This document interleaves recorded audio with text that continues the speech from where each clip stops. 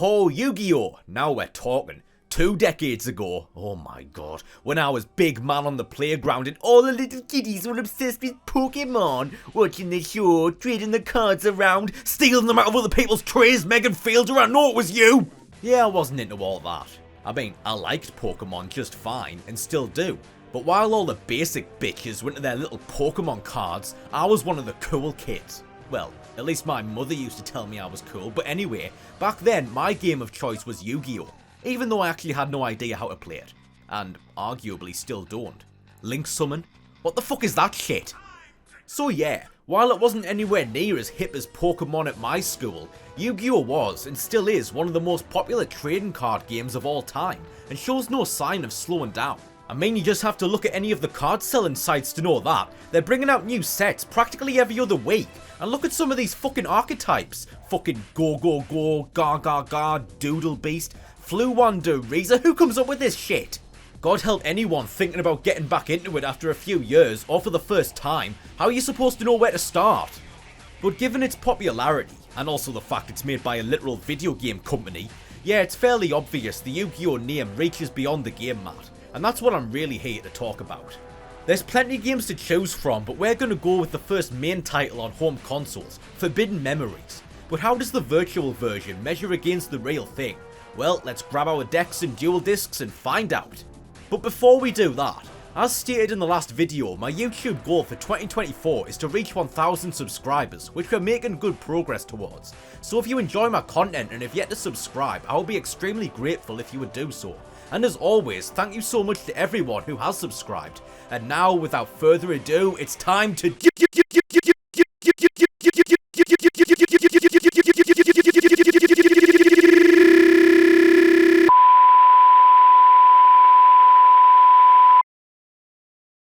So Yu-Gi-Oh! Forbidden Memories was developed and published in 1999 on PS1 by, oh god, Konami. Don't worry, this was back when they actually gave a shit about making games and not just turning all their IPs into glorified slot machines, so we should be okay. So we hit new game and enter our name, of course there aren't enough fucking spaces for DayVeeJay. And then we get our first cutscene, which are all just text over still images, I guess like in the old Pokemon games on Game Boy, but better looking. Yeah, we'll see how long that takes to get boring as fuck.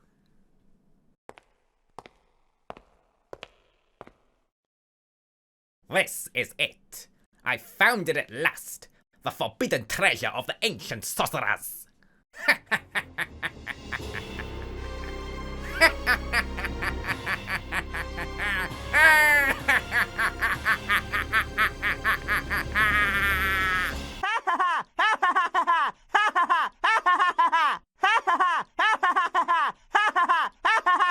We then get our title screen and it's time for the main story. What is this, the fucking Smurfs? My dear prince, are you going to the city to play cards again? You're of royal blood, walking the city streets dressed as a commoner. So yeah, we're talking to this guy, Papa Smurf over here, and as the cutscene continues, we get a choice of what we want to do, run away or keep listening.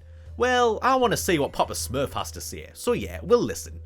The Pharaoh has gotten wind of your activities, and he's quite concerned. Where's little Karibo when you need him? Anyway, if you keep listening, Papa Smurf will yap on a bit more and then we end up back in our room. But then there's trouble afoot. Oh, his name's Simon Moran. Well, I'm just gonna keep calling him Papa Smurf. Lord Simon Moran, we've got trouble! Trouble? Where? So turns out the High Priest and his men are invading the palace, like the Harkonnens taking back Arrakis. But back in our room, Priest Kyber, fucking screw the rules, I have money, remember that, is after something else, the Millennium Item. We can tell him where it is or refuse. I'll never tell you! Torture me all you want, I can take it! But then it's Papa Smurf to the rescue! And holy shit, he's got the Millennium Item! Now we have to choose whether to run or stay. No, I can't abandon Papa Smurf! I know what these Harkonnen beasts are like! But he doesn't take no for an answer, and then, oh shit, it's the Baron himself. And now he's challenging us to a children's card game. Not such a stupid pastime now, is it, Mr. Smurf? So after about 10 minutes, we finally get to play a game of Yu-Gi-Oh! But before we can do that, we first have to build our deck. You can do this before every duel. All the cards you own are stored in your chest, and from there you can move the ones you want into your deck. You can change the order based on their number, type, strength, etc. And I admit it actually took me a while to figure out exactly how to use this screen because, yeah, the game doesn't tell you anything. So if you're playing without the manual, oh, you're gonna be in for a fun time figuring all this shit out. Well, that's what you get for playing ROMs and emulators, you dirty little pirate, you! But anyway, since we haven't unlocked any new cards yet, there isn't much we can do here, so let's just get into the duel. So here's the game board, and we've got our cards down here. We can make all the basic moves, summon monsters, place spell and trap cards, place cards face up and face down, and in attack and defense mode. Then we've got this thing called Guardian Stars, which, what the fuck is that? I've never even heard of that. I don't remember that being a thing in Yu-Gi-Oh! And what am I supposed to pick? I don't even know what it does. Whatever. So anyway, once you've set all your cards, you end your turn and then it's over to your opponent and, well, this is where it all went downhill. How? Just watch. Okay, so it's his turn now. He's playing a card face down. No, it looks like he's going to attack us then. Whoa, hey, you can't do that! Hey! You're supposed to sacrifice monsters to summon a monster at that level! You can't do that in your first turn! What the fuck? And fuck, he just took off almost 2,000 of my fucking life points! Jesus Christ! So yeah, that went downhill fast, and that was pretty much the rest of the duel. He just summoned loads of super powerful monsters without sacrificing any monsters because, well, screw the rules I guess, and absolutely fucking trounced me. And then it's back to the cutscenes. Yeah, something tells me I was supposed to lose that. Don't ask what, just a hunch. And well, that's the game. Yeah, just like with most sports games where once you've played one match, you've pretty much seen the whole game. Yeah, there's different players and stadiums and shit, but it's still fundamentally the same. And that's pretty much the case here. But I don't think I can get away with reviewing the game after doing just one duel, so on we go I guess. So anyway, after getting our arse royally pounded, the Baron Harkonnen demands we hand over the Millennium Puzzle, and then threatens to kill us when we refuse. Why didn't you just do that from the start? What was the point of playing the fucking card game? But then it's Papa Smurf to the rescue again, and then we have to choose whether or not to shatter the puzzle. Oh god, what do we do? Shatter or don't shatter? Shatter! And then, whoa, where the fuck are we now? Oh, we're inside the Millennium Puzzle. Yeah, so it turns out we're the Pharaoh from the show, which I admit I didn't actually realise until this point. Yeah, while I was a big fan of the card game, I admittedly didn't watch a whole lot of the show, which, I don't know, fucking shoot me. But anyway, you know the rest. Pharaoh's trapped inside the puzzle for millennia until it falls into the hands of someone smart enough and with enough time on their hands to solve it. And I'm going to take a quick time out to explain what happened in the duel with Baron Harkonnen. So I've done some research on the old interwebs and found out that this game actually uses old rules from when the card game was first being adapted from the manga, and they didn't have everything worked out yet. And yeah, things like tribute summoning just weren't part of the game back then, very much like how we used to play back in the day. Because I was serious when I said we had no idea how to actually play the game. We didn't know what tribute summoning was, we just used to summon whatever the fuck we wanted. Oh, you got a blue eyes white dragon there? Yeah, just stick that down on the field without tributing anything, that's fine. So, yeah, it seems he could actually do that after all, but he's still a piece of shit, fuck him. But back to the story, and we're now in present day Domino City and playing as Yugi Muto, so I guess we've finally reached the main game. What's the matter? So nervous you couldn't sleep last night? That's the best Brooklyn accent I can do. I had a dream. You were dreaming? Man, nothing phases you, does it? Sounds more New Jersey Mafia than anything else. Come on, it's time for the opening ceremony. Let's go! So we're entering into the Yu-Gi-Oh! World Championships, and now it's time for our first proper duel, and it's with, Rex Raptor! So I guess now's the time to take a deeper dive into the gameplay. Well, as deep as you can go with a game like this. I mean, there really isn't all that much to say. What are the controls like? They're fine. All you're pretty much doing is cycling through the cards in your hand and the spaces on the game mat, and selecting options during cutscenes. And yeah, like I say, it's fine. I mean, I'm no game developer, but I'm fairly confident in saying that you'd have to be pretty fucking inept to fuck that shit up, even back then. But I guess the most important question is, does it do a good job of emulating the Yu-Gi-Oh! Trading card game experience? And the answer is, a bit. I mean, it follows the basic rules, and you've got all the actual cards. You've got your monster cards, your spell cards, your trap cards, and you can make all the basic moves. so it's got the fundamental structure down. That being said, however, this is a simplified version of the card game. For instance, when I said there's spell and trap cards in the game, they're all just the really simple ones. The ones whose effects usually involve just doing direct damage to your opponent or giving yourself life points, or instantly destroying monsters on the field. And some have even had their effects simplified from their real life counterparts, like say, Dragon Capture Jar, which in the card game changes all face up dragon type monsters on the field to defense position and stops them from changing back. But in the video game, it just destroys all dragon type monsters on the field. And also, none of the monster cards have effects anymore. Here they're used purely just for battling each other and doing damage to your opponent. And I understand why it's like this. I mean, I've already said that the game's using old rules from the manga, but also back then it probably would have been a lot more difficult to program some of the very specific and complicated things that these cards do. In fact, it probably would have been a nightmare. I mean, Jesus Christ, just imagine trying to program some of the card effects they have nowadays. You know, the ones where you practically need a fucking magnifying glass to read them. Man, even the most diligent programming whiz would probably have their work cut out for them with that shit. But yeah, while it is understandable, it is still a bit disappointing since it removes a lot of the depth from the game and boils it down to just who's got the most powerful monsters. Whereas in real Yu-Gi-Oh! That doesn't always guarantee victory because you can use card effects to come up with all kinds of clever and creative strategies to win. So yeah, while some may appreciate the simplified game rules, more hardcore players, you know who you are, may find the gameplay lacking as a result. Oh, and I nearly forgot, if you press square instead of X when going to attack an opponent's monster, it enters like kind of a cinematic 3D mode where you actually see the monsters battling each other. Kinda like those Pokemon Arena games on N64. So that's kinda cool. I mean, the monster models look pretty decent for the time. But in the end, it doesn't really add much to the game and you'll probably just do it once and then forget about it. So anyway, as you can see, I fucked up old Dino Boy here pretty much without breaking a sweat and it's on to the next round. You get star chips from winning duels which you can then use to buy cards at the shop, and you can also win cards from the duels themselves.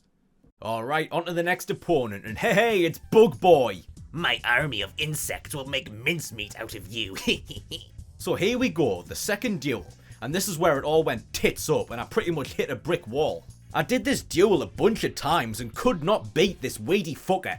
No matter what I did, he would just play cards that were way more powerful than mine, none of which were fucking insects I might add, and absolutely fucking rinsed me. You're a loser. Take a hike, loser. Buzz off. Yeah, well at least I don't look like a total fucking muppet.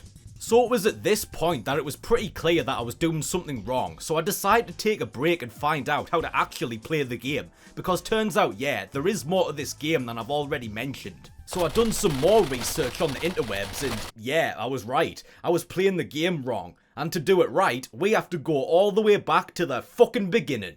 Yeah, just great. So here we are, back in ancient Egypt, and our first mistake was that, you know when you're talking to Papa Smurf? Rather than, you know, being polite and respectful to your elders, you're actually supposed to run away from them, which pretty much opens up a whole new part of the game that I didn't even know existed. Look, now we've got all this stuff to explore, like the town plaza. Lots of people are gathered at the town plaza, but there's nothing of interest.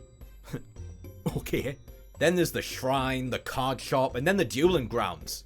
I've been waiting for you, Davey. Oh god, I forgot for a moment that I entered my name at the start. I was thinking, how does she know my name? The game's alive! How about a duel? Okay, whatever. Hope you're not a sore loser.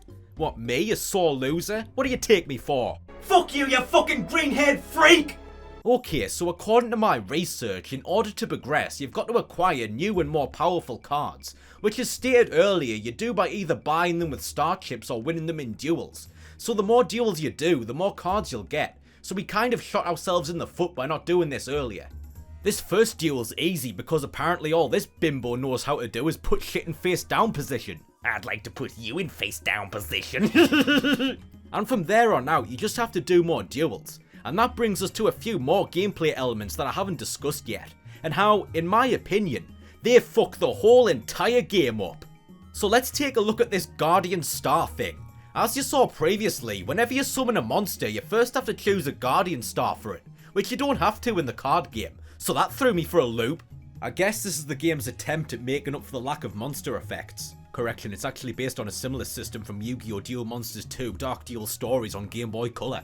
Basically, some stars are stronger than others. Like for instance, Mars is stronger than Jupiter. Even though neither of those are fucking stars, you idiots, do your fucking research! So if a monster with Mars for its guardian star attacks a monster that has Jupiter, the former will have an advantage over the latter and gain 500 attack points. Pretty much a rock paper scissors sort of deal. So yeah, that's that explained. I mean, it doesn't really add much complexity to the game, there's not really any kind of strategy involved. Each card has only 2 potential guardian stars you can pick for it, so all you can really do is pick one at random and hope it's stronger than the one the card you're attacking has. But then we get to fusion summoning, and this is just completely fucked. So this is how fusion summoning works in the card game. You'll have 2 or more monsters that can be fused to summon a stronger monster. You'll know which monsters you'll have to fuse because it tells you on the card. And, you know, because you built the deck, so you should know what all the cards in it do. Then, once you've got all the pieces in the correct positions, you'll play a card called Polymerization, which will fuse them together and allow you to play the fusion monster. And there you go. Simple, isn't it? I mean, by Yu-Gi-Oh standards at least. But how does fusion summoning work in the video game? Well, for starters, polymerization isn't even in the game, so how do you do it? Well, to answer that, I'll refer you to the game's official manual. There are several cards that can be created from fusion. Added to that, there are several combinations for creating the same card. The best way to find out what combinations work best is to try them out. So basically, you just have to blindly combine random cards together until you find a combination that works. And if you're wrong, most of the cards you try to use go to the graveyard. Yeah, during your turn, as you cycle through the cards in your hand, you can press up on the D-pad to select them. And then when you go to place them on the field, if you use the right cards, 2 or more will combine to make a new card. But if you use the wrong ones, all but the last one you selected get booted to the graveyard. But isn't there some way to know which cards go with which, I hear you ask? Heh, nope. You literally just have to fuck around for ages to figure out what works, while potentially wasting all your cards in the process. Oh yeah, and if you try to combine more than 2 cards, if 2 actually work to make a new card but the third one doesn't jive with them, guess what, you daft fucker? You just lost your shiny new card. Oh, and you also don't get to keep the card when you're done with it. Instead, it breaks back down into the original materials. So you better make sure to remember what cards you used to make it, or have a fucking pen and paper handy. Why? Because you know where it says there are several cards that can be created from fusion, and there are several combinations for creating the same card? You keep using that word. I don't think it means what you think it means. Yeah, understatement of the fucking millennium! How about there are hundreds of cards and thousands of potential combinations? I mean, just look at all these. Most of them requiring cards that you don't even have yet. So pretty much the only way to progress is to grind for hours on end, doing duel after duel after duel to figure out which cards combine to make what, or poring over lists like these on the internet. Well, I guess some things don't change after all. Except these days you'd have the option to skip all that shit if you just pony up the simoleons to buy the cards. Because let's not forget, this is fucking Konami we're dealing with. The same company that charges $10 for an extra save slot in Metal Gear Survive. Not that you want another one, because that game's a piece of shit. Now also, you may have noticed down here on the main menu where it says passwords. Passwords? What's that?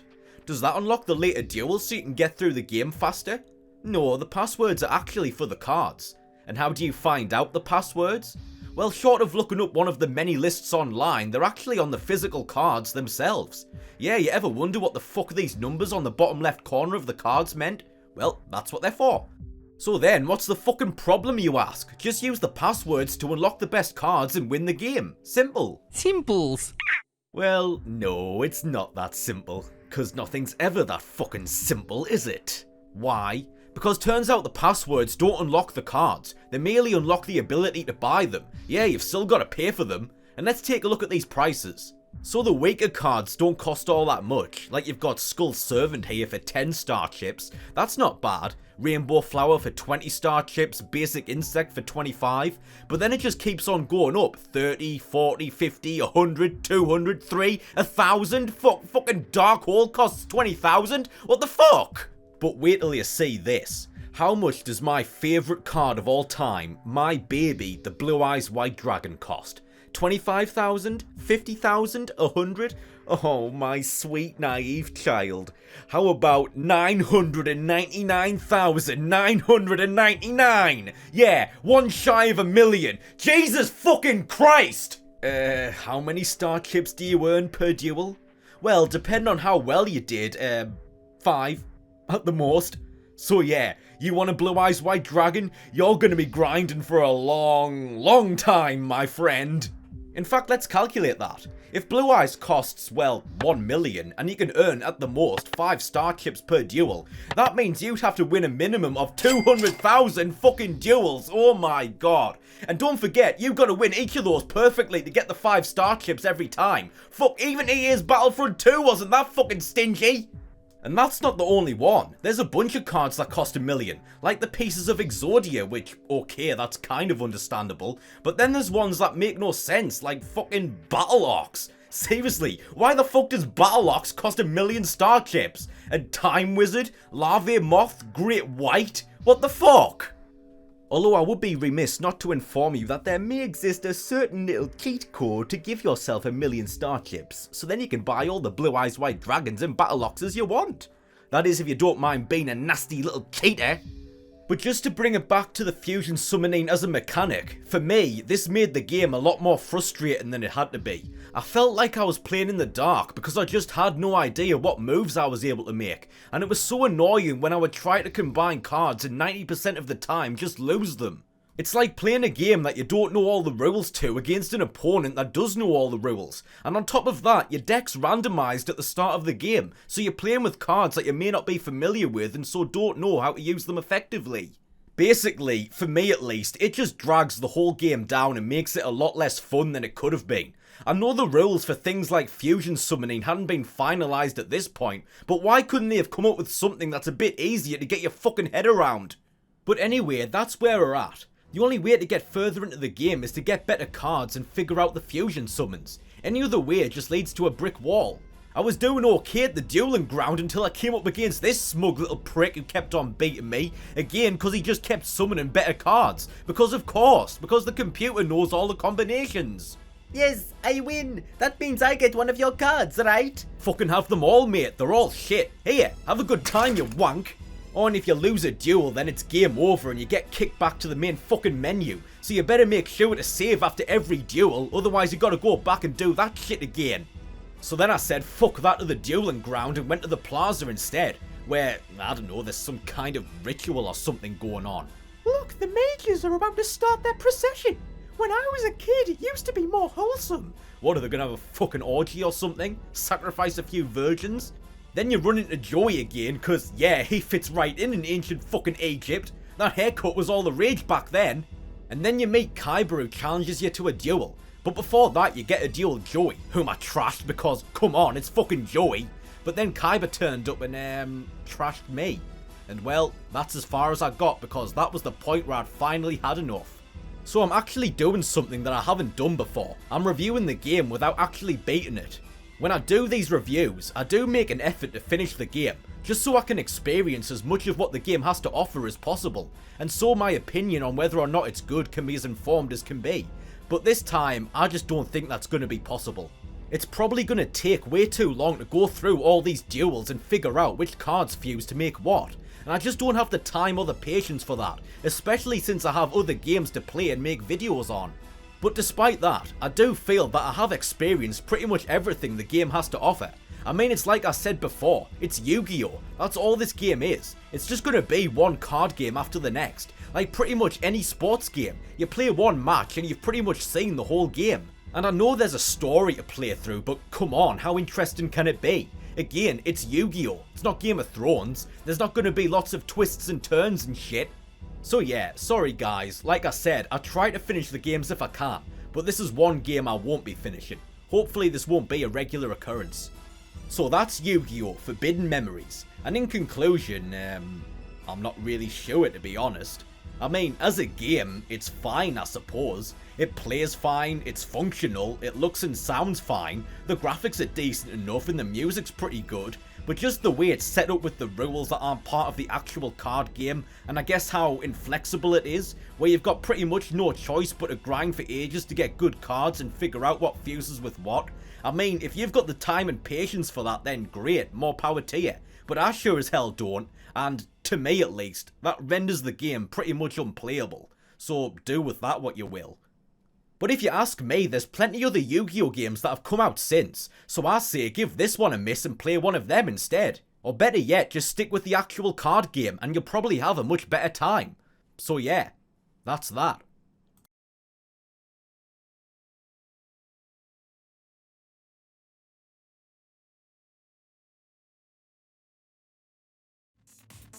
So I certainly didn't expect things to turn out this way when I decided to do this video, but oh well. If something's not working out, you've got to know when to cut it off. But I didn't want to abandon the video either, cause I like Yu-Gi-Oh! And wanted to talk about the game, so this was a bit of a funny one. But anyway, thank you very much for watching the video, I hope you enjoyed. If you did, then leave a like. If you didn't, then tell me to go fuck myself. As said at the beginning, my goal for 2024 is to reach 1,000 subscribers. So if you enjoy my content, I would be extremely grateful if you would subscribe. And as always, thank you so much to everyone who already has. Thanks again for watching, and I'll see you in the next one.